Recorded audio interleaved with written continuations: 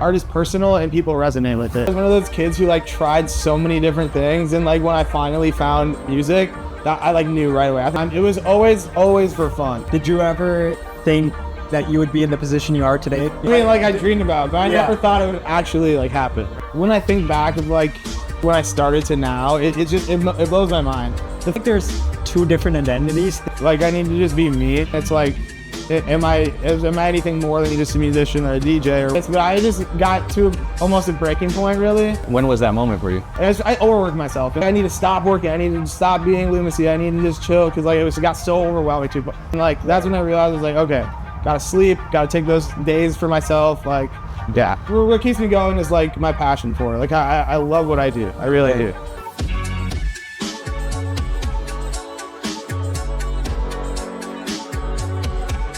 What was it like growing up in Minnesota, and like what were your dreams as a child?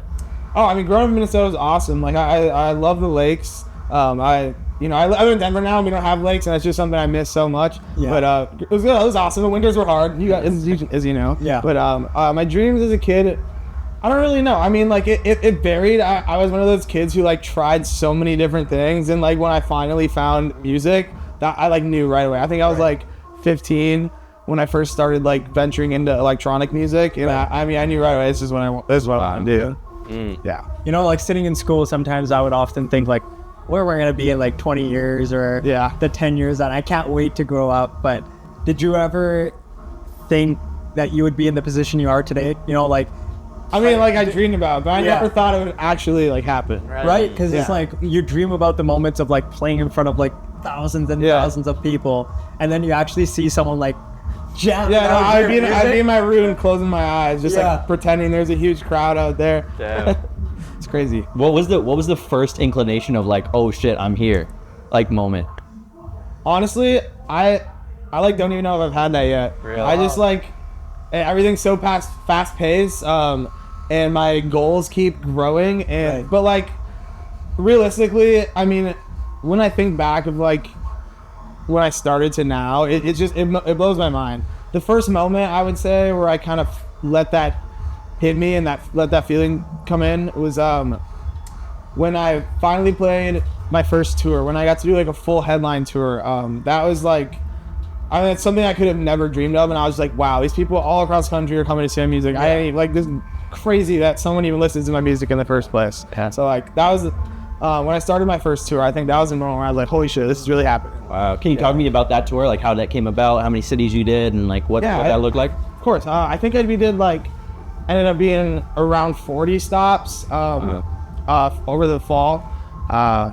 It came about, honestly, it was just me and one dude, Jared, shout out Jared, love you, booked the whole thing ourselves. And yeah, we played a bunch of cities, like small venues, really cool, like different venues and stuff like that. It was really fun. It was a lot because my first time doing anything like that. Like I was like, the idea of it was awesome, but then I realized I was like, I actually have to get my physical body to all of these cities in this short amount of time. I was like, oh shit, I need to like find time to sleep and eat, and it was awesome though. Like honestly, like it was such a cool experience, and I learned so much about myself as an artist and just as a person in general.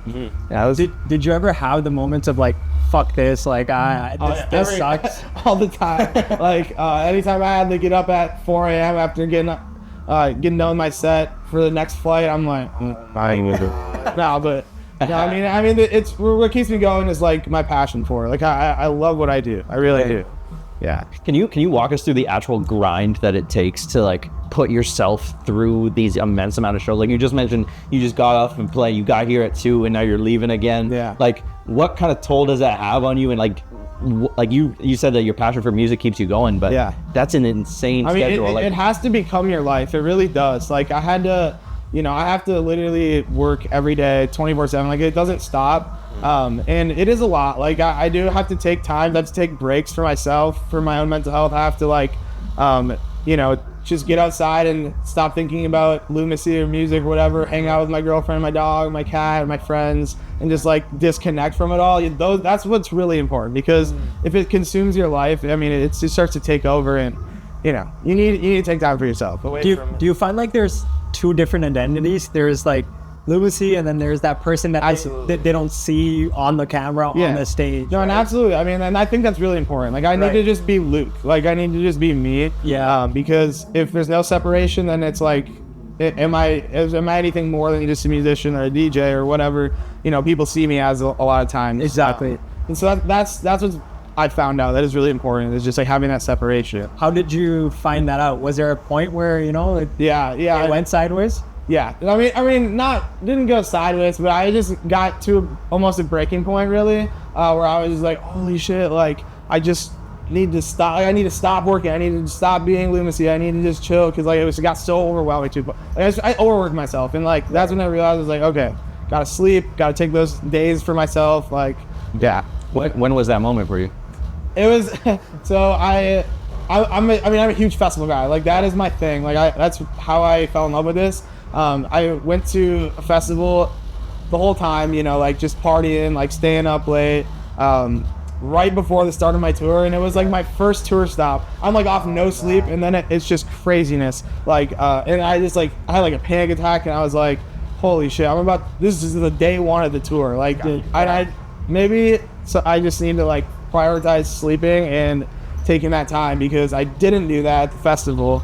And this bit me in the ass, and like that started my tour. So I was like, I can't do this for the whole tour. Like, I gotta chill.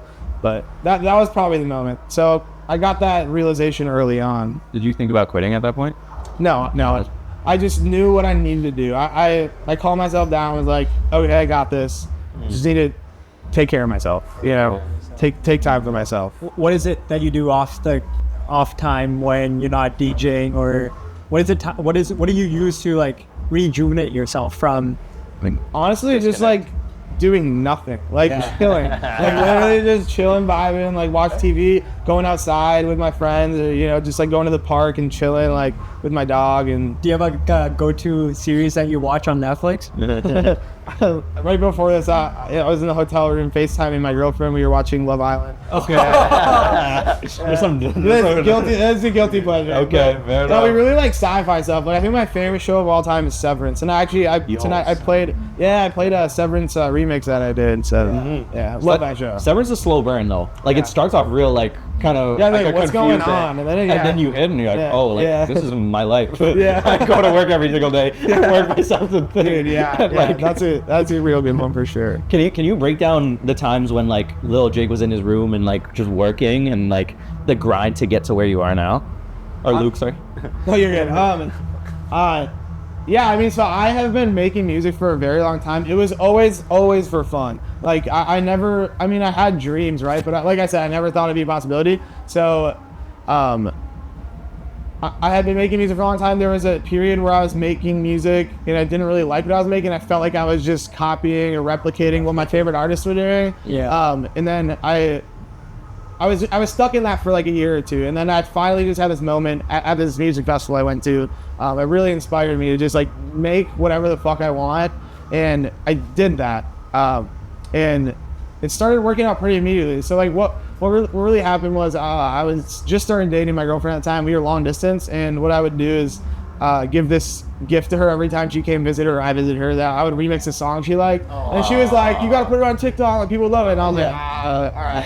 And I did, and that literally went viral right away. But like I said, I have been making music forever, so doing that for fun and for yourself, I think, is like the most important thing. But it is a grind, and it's like it takes a really long time to like find yourself in your own music. Exactly. Because like I'm sure a lot of other producers out there have had that period where they feel like they might be replicating like who they like and what they listen to, because you know you don't have all the tools yet to like make exactly what's in your brain. So yeah, that grind takes a while. For sure. How do you keep yourself going in that period where, you know, the fog is on top of you, you're trying to walk one step at a time, and you know, you're trying to figure out who really is this person on stage, off stage, right? What are you telling yourself in that process of just trying to figure shit out?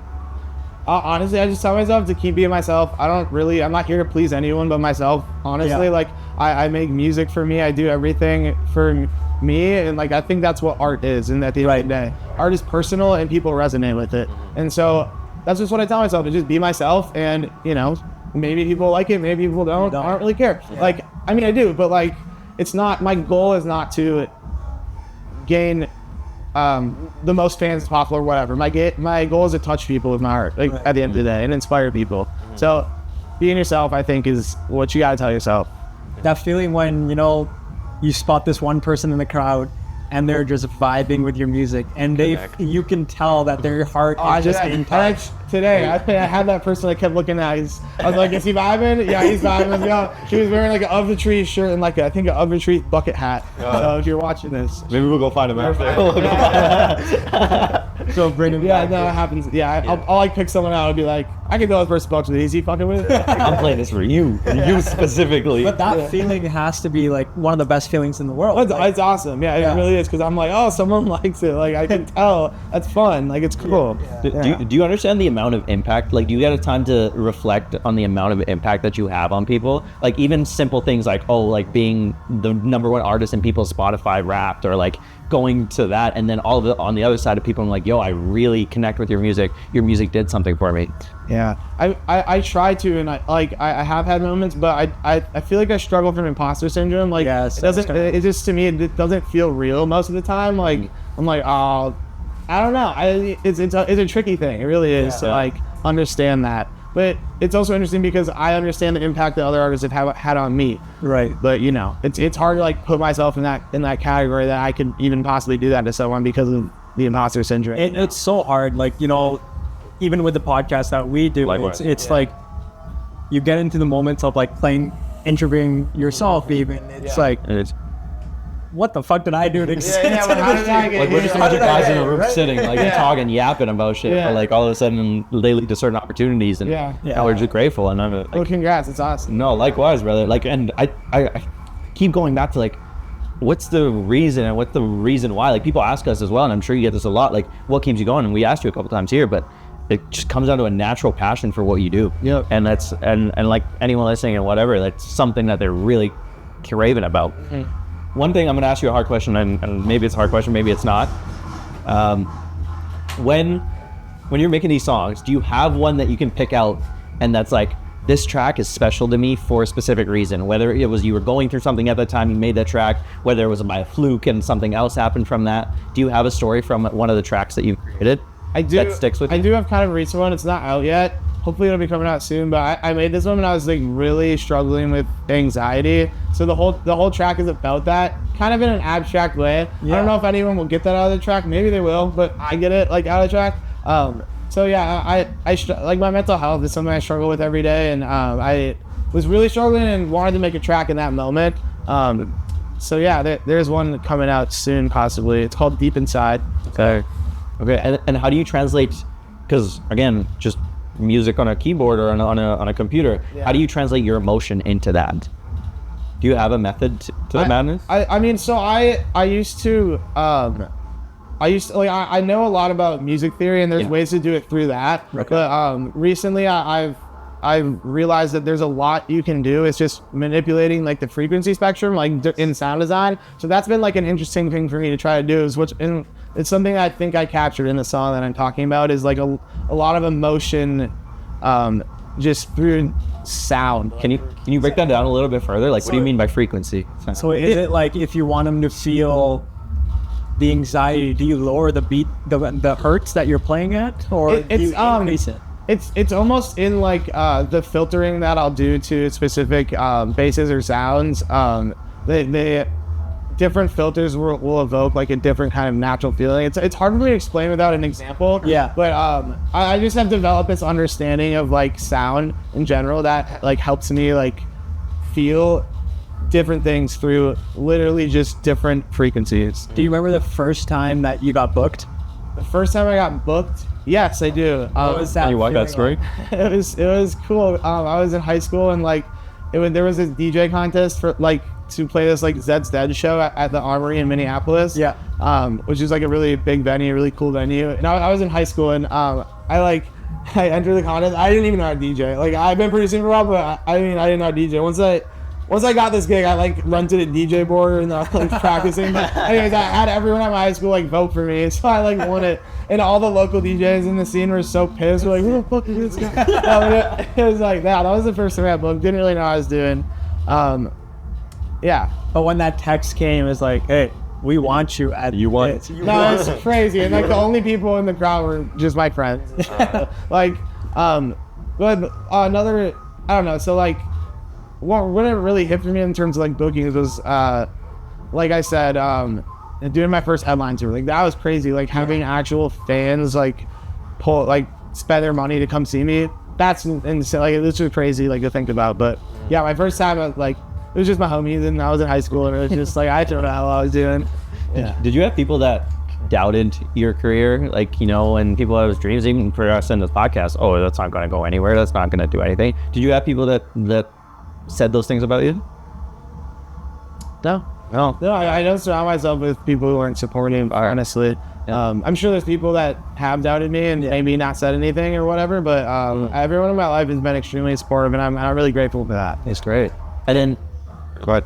I was just gonna say, so, and then was everything that you were doing like self-taught, or did you go to some sort of? Everything was self-taught. I didn't even have any like friends who produced really for the longest time. It was just like something I was interested in, so I was like on YouTube trying to teach myself stuff, and it was a slow process. It took like years to even make my first like song. Yeah. But everything was self-taught. I didn't really have. I maybe had a couple like later on before I moved to Denver. But once I moved to Denver, it's like I have so many producer friends now. There's such a big hub for producers. So that's a new thing I got that is super cool. Is like to be surrounded by other people who make music. Because it's not something I really had when I was first starting. And so like, you know what, the importance of community that you surround yourself with, even the team that we have on and the people that you surround yourself with, I feel like it really changes your perspective about your own craft too, right? It's like sometimes I'm like, what am I saying? And then they're like, no, that was that was decent. And was there ever a moment where, like, you know, at the end of the day, we do this and it is our craft, but it is also about a business at the end of the day, of course, right? Yeah. And so was there ever a moment where, you know, you felt like this became work? And I hate those moments. I hate that.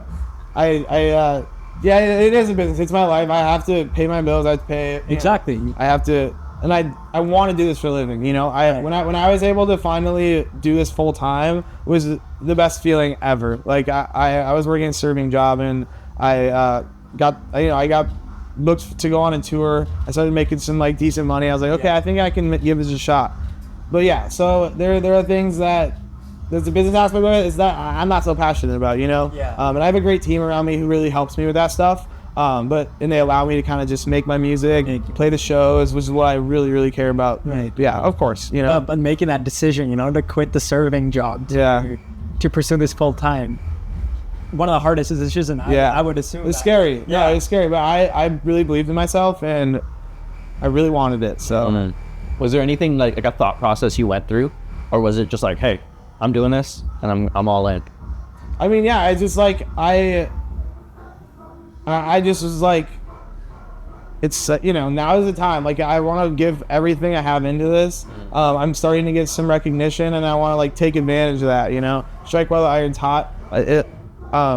So there was that moment where it was like, this is the right time, and I'm gonna go for it. Yeah, you mentioned like being around other producers and having that sort of inspiration. Was there a light bulb moment, like working with another producer, that you're like, oh wait, like I've been doing this my whole life because I've been doing it my own way. I've just been doing then all of a sudden they do like 4 clicks and you're like, boom. No, I mean that's everything, because I produce in FL Studio, and most people produce in Ableton. I've only met a couple people who produce the way I do. Everyone does it differently. So anytime I produce with any of my friends, I'm learning new things. Like it's so cool. It's fun.